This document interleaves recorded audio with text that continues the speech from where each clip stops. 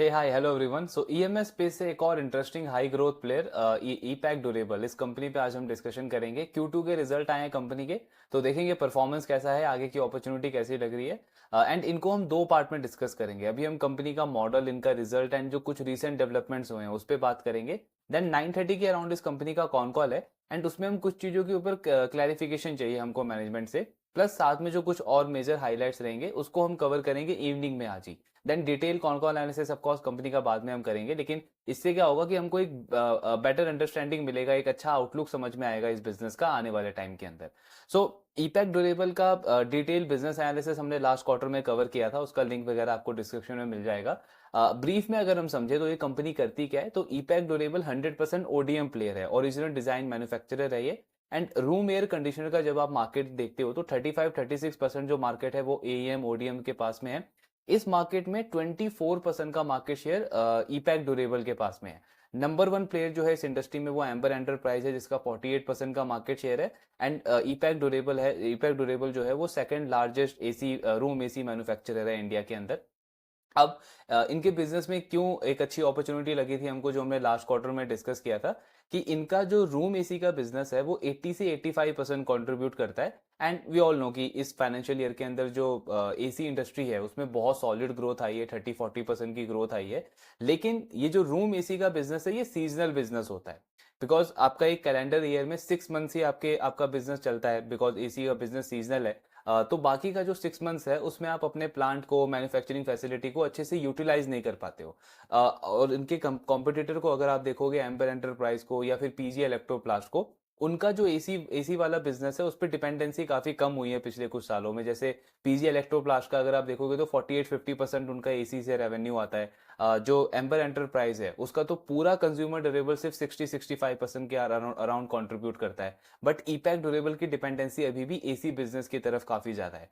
तो मैनेजमेंट ने पिछले कुछ टाइम में कंसिस्टेंटली फोकस किया है कि जो बाकी का डिवीजन है इनका, जो एक स्मॉल डोमेस्टिक अप्लायंसेस वाला जो डिवीजन है, जिसमें company air fryer, mixer, grinder ये सारे प्रोडक्ट्स बनाती है, एंड वॉशिंग मशीन भी।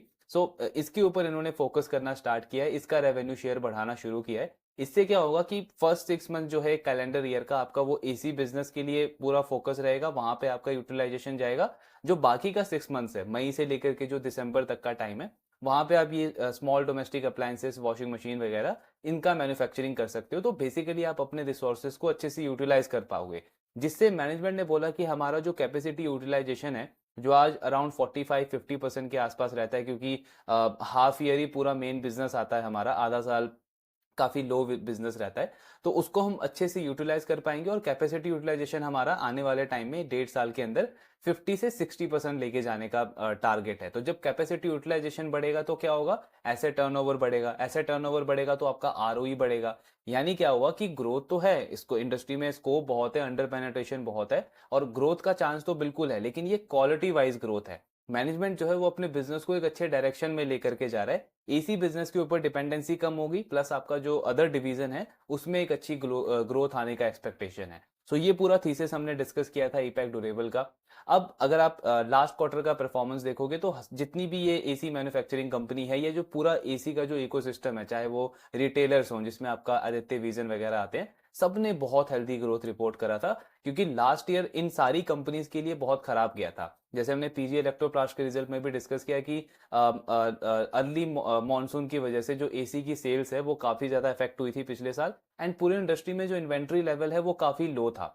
देन इस फाइनेंशियल ईयर के स्टार्टिंग में ही जैसे हमने देखा कि हीट वेव था, समर काफी एक्सट्रीम था, और अभी भी अगर आप देखोगे तो नॉर्दर्न जो रीजन है इंडिया का, उसमें कई सारे एरियाज में अभी भी गर्मी काफी लंबे टाइम तक चली है। इससे एक सडन डिमांड आई पूरी इंडस्ट्री के अंदर, जिसमें हमने देखा कि हर एक प्लेयर का बहुत सॉलिड ग्रोथ आया, चाहे वो मैन्युफैक्चरर हो या रिटेलर हो, सबने बहुत बहुत रोबस्ट नंबर्स रिपोर्ट करे थे Q1 में। ईपैक का भी अराउंड 70-77% के आसपास का ग्रोथ आया था। एंड एक्सपेक्टेड क्या था कि क्योंकि ये गर्मी का सीजन इतना लंबा चला है, तो Q2 तो जनरली आपका वीक क्वार्टर रहता है, लेकिन इस साल आपका Q2 में भी अच्छा नंबर आना चाहिए, जिसमें हमने एम्बर को डिस्कस किया जिसने अराउंड 80% के आसपास ग्रोथ किया था। पीजी इलेक्ट्रोप्लास्ट को हमने कल कवर किया, लगभग 46% के आसपास की ग्रोथ थी। एक्सपेक्टेशन क्या था कि ईपैक का भी एटलीस्ट इसके अराउंड तो ग्रोथ आना ही चाहिए, बिकॉज इनकी डिपेंडेंसी तो एसी बिजनेस पे इन दोनों कंपनीज के कंपैरिजन में भी ज्यादा है। तो सबसे पहले हम ईपैक का रिजल्ट देखते हैं कि कंपनी ने नंबर्स कैसे रिपोर्ट करे हैं सेकंड क्वार्टर के अंदर। तो अगर आप इनका टॉप लाइन देखोगे, रेवेन्यू का नंबर देखोगे, तो ये डबल से भी ज्यादा हुआ है वाई वाई लेवल पे। ऑलमोस्ट 110 115% के आसपास की ग्रोथ आई है कंपनी के रेवेन्यू के अंदर, इनके टॉप लाइन के अंदर। एक्सपेक्टेशन कितना था कि आप एटलीस्ट 50-60% का तो ग्रोथ करोगे, बिकॉज आपके कॉम्पिटिटर्स ने भी अच्छा परफॉर्म किया है Q2 में। लेकिन वही पॉइंट जो हमने डिस्कस किया कि क्योंकि इनका रूम एसी पे जो डिपेंडेंसी है वो एम्बर एंटरप्राइज और पीजी इलेक्ट्रोप्लास्ट के कंपैरिजन में काफी ज्यादा है। 85% रेवेन्यू एसी से ही आता है, और गर्मी क्योंकि इस बार लंबी चली है, इसी उसका एडवांटेज मिला है कंपनी को, और इनका टॉप लाइन जो है वो डबल से भी ज्यादा हो गया है। 115% के आसपास की ग्रोथ है ये कंपनी के रेवेन्यू के अंदर। तो टॉप लाइन की अगर हम बात करें तो बेसिकली कंपनी ने एक्सपेक्टेशन को बीट किया है, आउट परफॉर्म किया है इस पैरामीटर के ऊपर। लेकिन क्योंकि ग्रोथ आपकी इतनी जबरदस्त रही है टॉप लाइन की, तो आपका इन्वेंट्री कॉस्ट प्लस आपके अदर एक्सपेंसेस में एक बहुत बड़ा इंक्रीज देखने को मिला है, जिसकी वजह से अगर आप इनका बॉटम लाइन देखोगे तो वो इफेक्ट हुआ है। कंपनी के मार्जिन एक तो इम्पैक्ट हुए हैं। इनके मार्जिन पिछले साल सेकंड क्वार्टर में अराउंड 4% के आसपास थे, जो कि इस क्वार्टर में 2.5-2% के आसपास आ गए हैं। तो मार्जिन आपका गिरा है। मार्जिन गिरने से क्या हुआ है, आपका बॉटम लाइन इफेक्ट हुआ है। तो अगर आप इस कंपनी का पैट देखोगे तो इन्होंने लॉस रिपोर्ट किया एक्चुअली Q2 के अंदर, लगभग 8.5 करोड़ का लॉस हुआ है कंपनी को। पिछले साल कितना लॉस था, 6 करोड़ के आसपास का लॉस था। इसमें एक चीज और इंपॉर्टेंट है, कई जगह आप देखोगे लोग क्या कर रहे हैं कि इनको क्वार्टरली कंपेयर कर रहे हैं, जैसे सेम पीजी इलेक्ट्रोप्लास्ट में भी जो सेम मिस्टेक लोग कर रहे थे। तो अगर आप इनको क्वार्टरली कंपेयर करोगे तो वो डेटा का जो इंटरप्रिटेशन है वो बिल्कुल ही गलत हो जाएगा, बिकॉज एसी का बिजनेस है तो वी ऑल नो कि Q1 Q4 सबसे बेस्ट होता है इन कंपनीज के लिए। तो Q2 को आप कभी भी कंपेयर नहीं कर सकते Q1 के साथ में, आपको हमेशा वाई वाई देखना है। तो क्वार्टरली अगर आप देखोगे तो आपको लगेगा कि ये तो प्रॉफिट से लॉस में आ गई है कंपनी, पर ऐसा नहीं है, कंपनी प्रॉफिटेबल ही है। हाँ, वाई वाई लेवल पे कंपनी का पिछले साल भी लॉस था, इस साल भी लॉस है। नेगेटिव चीज क्या हुआ है कि वो लॉस बढ़ गया है। जैसे 6 करोड़ का लॉस था पिछले साल, तो एक्सपेक्टेड ये था कि इंडस्ट्री में डिमांड इतनी अच्छी है, आपका यूटिलाइजेशन बढ़ रहा है। वॉशिंग मशीन में कंपनी ने बोला था कि जो हमारे क्लाइंट्स हैं उनकी तरफ से ऑर्डर पाइपलाइन काफी स्ट्रांग है। तो एक्सपेक्टेड था कि आपका एटलीस्ट ये जो लॉस है वो एटलीस्ट प्रॉफिट में कन्वर्ट हो सेकंड क्वार्टर में, या फिर कम से कम ये लॉस कम हो। 6 करोड़ का लॉस था तो 6 करोड़ से कम का लॉस रिपोर्ट करना चाहिए था कंपनी को, बट ये लॉस बढ़ गया है। तो वो देखते हुए नेगेटिव लग रहा है, क्योंकि हमने जो इनका वैल्यूएशन वाला पार्ट जो किया था पिछले क्वार्टर में, जो इनका फॉरवर्ड FY25 पी हमने देखा था, तो वो इसी के बेसिस पे देखा था कि कंपनी सारे क्वार्टर्स में प्रॉफिटेबल रहेगी। पर इस क्वार्टर में जो कंपनी ने लॉस रिपोर्ट किया है, एंड वो भी लास्ट ईयर से लॉस थोड़ा सा बढ़ गया है, तो वो नेगेटिव जरूर है कंपनी के रिजल्ट वाले पार्ट पे अगर हम देखें। सो ये इनका Q2 का रिजल्ट था, एंड इसी पे हमको क्लैरिफिकेशन चाहिए बेसिकली मैनेजमेंट से कि इसका ट्रेजेक्टरी क्या रहेगा। बिकॉज कुछ टाइम पहले इनके मैनेजमेंट ने एक इंटरव्यू में भी बोला था कि जो इनका आंध्र प्रदेश के अंदर जो श्री सिटी में प्लांट आ रहा है, उसका ऑपरेशन जब स्टार्ट होगा तो ऑफकोर्स डे 1 पे तो आपका यूटिलाइजेशन 45-50% रहने नहीं वाला, लेकिन कॉस्ट आपको अपफ्रंट लेनी पड़ेगी। उसकी वजह से क्या होगा, मार्जिन पे इंपैक्ट पड़ेगा, यानी मार्जिन इंप्रूव नहीं होंगे। लेकिन फुल ईयर बेसिस पे मैनेजमेंट ने बोला था कि हमारा मार्जिन सस्टेन रहेगा। 8-8.5% का मार्जिन था FY24 में, तो मैनेजमेंट का कहना था कि यही 8-8.5% का मार्जिन हम मेंटेन करेंगे FY25 के अंदर भी। अब Q2 में क्योंकि इनके मार्जिन काफी बड़े लेवल से गिरे हैं वाई वाई लेवल पे, तो उस पर हमको थोड़ा सा क्लैरिफिकेशन चाहिए कि इसका ट्रेजेक्टरी कैसा रहेगा आने वाले टाइम में। बिकॉज उसी के बेसिस पे हम आइडिया लगा सकते हैं कि आगे का इसका अर्निंग का जो पोटेंशियल है वो कितना रह सकता है FY25 के बेसिस पे। तो ये चीज का क्लैरिफिकेशन चाहिए। अब बात करते हैं रीसेंट डेवलपमेंट्स की। सो ईपैक ड्यूरेबल का अभी कुछ टाइम पहले एक अपडेट आया था। हाईसेंस इंटरनेशनल जो कंपनी है, इसके साथ में इनका टाई अप हुआ है, एक बहुत बड़ा डील हुआ है कंपनी का इनके साथ में। सो हाईसेंस इंटरनेशनल बेसिकली एक बहुत बड़ी MNC कंपनी है, 60 इयर्स ओल्ड कंपनी है ये। एंड चाइना के अलावा इस कंपनी का इजिप्ट में, ऑस्ट्रेलिया में, US में, थाईलैंड में, बहुत सारी अदर अदर कंट्रीज में इनका बिजनेस है। और इनका एनुअल टर्नओवर अगर आप देखोगे तो 2.5 लाख करोड़ के आसपास का इनका एनुअल टर्नओवर है। ये कंपनी करती क्या है, मैन्युफैक्चरिंग करती है, यही सारे जो डोमेस्टिक अप्लायंसेस होते हैं आपके, होम थिएटर से लेकर के जो आपका ये AC वगैरह होता है, ये सारी प्रोडक्ट्स कंपनी बनाती है। अब इनका डील हुआ है ईपैक के साथ में। तो डील क्या हुआ है कि ये कंपनी इंडिया में, इंडिया के लिए मैन्युफैक्चर करेगी, सबसे पहला बड़ा डील तो ये है। प्लस इसके साथ में इस कंपनी ने बोला है हाईसेंस इंटरनेशनल में कि आगे चल के इंडिया में मैन्युफैक्चर करके ये ग्लोबली एक्सपोर्ट करेंगे, यानी कि इंडिया में इंडिया के डिमांड को केटर करेंगे, एंड इसके साथ में ये आगे चल के ग्लोबल डिमांड को भी केटर करेंगे, बाहर एक्सपोर्ट भी करेंगे। एंड हमारी गवर्नमेंट का भी फोकस है कि इंडिया का एक्सपोर्ट बढ़ाना है, एक्सपोर्ट बूस्ट करना है इंडिया का। सो उस विजन, उस मिशन के साथ में अगर हम देखें तो ये डील बिल्कुल इन लाइन होती है। और इसमें अगर आप ईपैक का अपॉर्चुनिटी देखो तो इनका अपॉर्चुनिटी बहुत ज़्यादा बड़ा बन जाता है, बिकॉज इस कंपनी का जो हमने डिस्कस किया, एनुअल टर्नओवर इनका अराउंड 2.5 लाख करोड़ के आसपास है। इसमें से 43-45% जो रेवेन्यू है इस कंपनी का वो बाहर की मार्केट से आता है, एक्सपोर्ट मार्केट से आता है। सो यहाँ पे इंडिया में जो इतना बड़ा ये स्कोप देख रहे हैं, इतनी बड़ी अपॉर्चुनिटी देख रहे हैं, तो ये ईपैक के लिए एक बहुत बड़ा ग्रोथ पोटेंशियल बन जाता है। एंड इसी के बेसिस पे इनकी मैनेजमेंट ने अपने एक बहुत बुलिश गाइडेंस दिया था कुछ टाइम पहले मार्केट में। सो इनकी मैनेजमेंट का कहना है कि इस डील की वजह से, मतलब एक तो वैसे ही इंडस्ट्री में बहुत अंडर पेनेट्रेशन है, एसी बिजनेस आराम से 15-20% पे पूरी इंडस्ट्री ग्रो कर सकती है आने वाले सालों में। सो उसमें तो स्कोप है ही, लेकिन इस डील की वजह से मैनेजमेंट इतना ज्यादा बुलिश है कि उन्होंने अगले 3-4 साल के लिए टारगेट दिया है कि $1 बिलियन का रेवेन्यू हम अचीव कर सकते हैं बाय FY27 FY28 तक। यानी अराउंड 8500 करोड़ का रेवेन्यू का टारगेट कर रही है ईपैक ड्यूरेबल अगले 3 से 4 साल के अंदर। इसी इंडस्ट्री में हमने कुछ टाइम पहले केन्स टेक्नोलॉजी को डिस्कस किया था, उनका भी सेम टारगेट है $1 बिलियन बाय FY27-28। 3-4 साल में वो भी 8,500 करोड़ के टॉप लाइन को टारगेट कर रहे हैं। सेम ईपैक ड्यूरेबल भी अगले 3 से 4 साल के अंदर 8,500 करोड़ के रेवेन्यू को टारगेट कर रहा है। सो इस कंपनी के लिए ये जितने भी डोमेस्टिक अप्लायंसेस हैं, होम थिएटर, आपका washing machine, refrigerator plus room air conditioner, ये सारे प्रोडक्ट्स कंपनी मैन्युफैक्चर करेगा।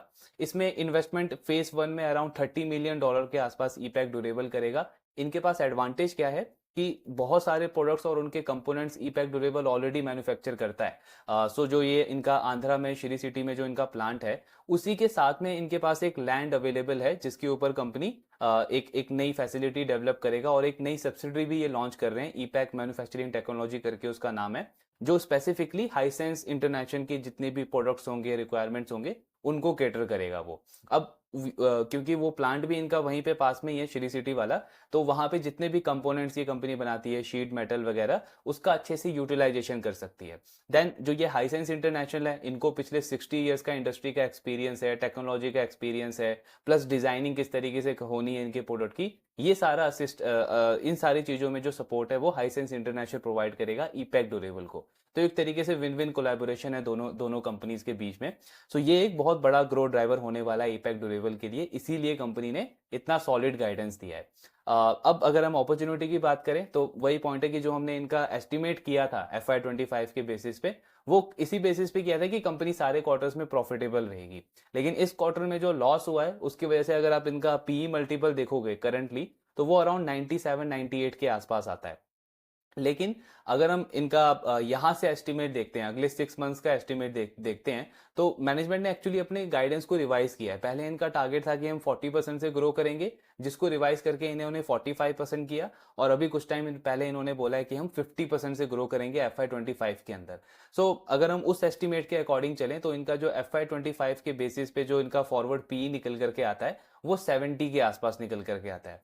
ये क्वार्टर में अगर कंपनी को लॉस नहीं होता एंड अगर थोड़ा बहुत भी प्रॉफिट कंपनी रिपोर्ट करती, तो यही जो पी है FY25 के बेसिस पे ये कंपनी का 60-55 के रेंज में आ रहा था। तो एक क्वार्टर का लॉस थोड़ा सा जो कैलकुलेशन है उसको थोड़ा सा खराब कर दिया उन्होंने। अब उस पर इंपॉर्टेंट ये है कि मैनेजमेंट का गाइडेंस कैसा आता है कॉन कॉल के अंदर।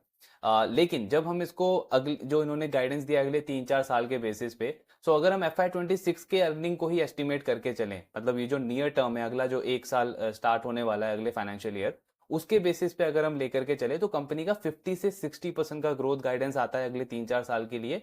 और अगर हम ये अज्यूम करें कि इनको ऑपरेटिंग लेवरेज नहीं मिलेगा क्योंकि एक्सपेंसेस वगैरह रहेंगे, इन्वेस्टमेंट्स वगैरह कंपनी करेगी, सो इवन दो अगर इनको ऑपरेटिंग लेवरेज नहीं मिलता है, स्टिल इनका जो FY26 के बेसिस पे जो फॉरवर्ड पी है वो 48-50 के आसपास आता है। सो बिजनेस का ग्रोथ है 60%, ऑफकोर्स ROE बढ़ेगा कंपनी का, ऐसे टर्नओवर बढ़ेगा, एंड आगे का हम प्रोजेक्शन देख रहे हैं कि 8,500 करोड़ का रेवेन्यू कंपनी टारगेट कर रही है अगले 3 से 4 साल के बेसिस पे, और स्टॉक कितने मल्टीपल पे अवेलेबल है, अराउंड 48 से 50 के बेसिस पे।